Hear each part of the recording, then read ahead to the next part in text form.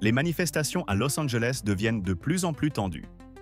Pendant ce temps, Donald Trump, à la tête du pays, adopte une posture de plus en plus autoritaire. Alors que des rassemblements pacifiques avaient lieu à travers la Californie, il a mobilisé illégalement la garde nationale contre la population, puis a placé les Marines en état d'alerte, prêts à intervenir.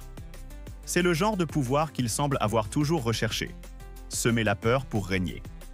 Trump, selon ses propres messages, prétend vouloir libérer Los Angeles, dénonçant une soi-disant invasion de migrants et promettant des expulsions massives.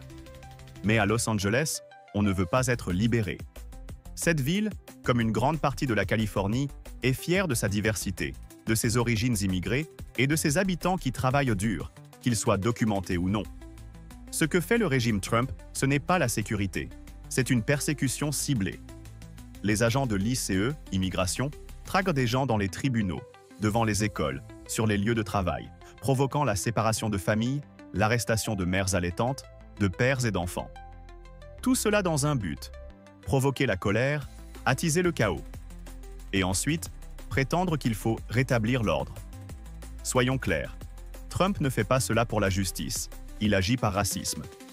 Son projet est simple: expulser les Noirs et les Latinos pour favoriser une Amérique blanche. Même ceux qui croient qu'ils sont de son côté, Cubains, Vénézuéliens, Haïtiens, Colombiens, devraient comprendre qu'il les méprise. Il ne vous protège pas, il vous utilise. Trump promeut des idées dignes de la théorie du grand remplacement, selon laquelle les Blancs seraient menacés par l'immigration. Il fantasme même sur une armée personnelle, à son service, prête à écraser l'opposition, comme il l'a confié à ses anciens généraux. Il a exprimé l'envie d'avoir des officiers comme ceux d'Hitler. Ce n'est pas un écart, c'est une alerte.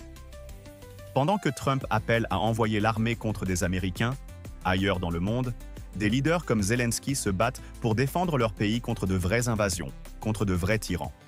Et pendant ce temps, Trump, lui, assiste tranquillement à des combats d'UFC, entouré de riches partisans qui se moquent de la population. Ils vivent dans le luxe alors que vous souffrez.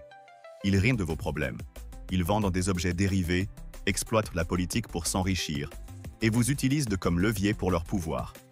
À vous de voir clair. Ne vous laissez pas manipuler. Ce combat dépasse les partis.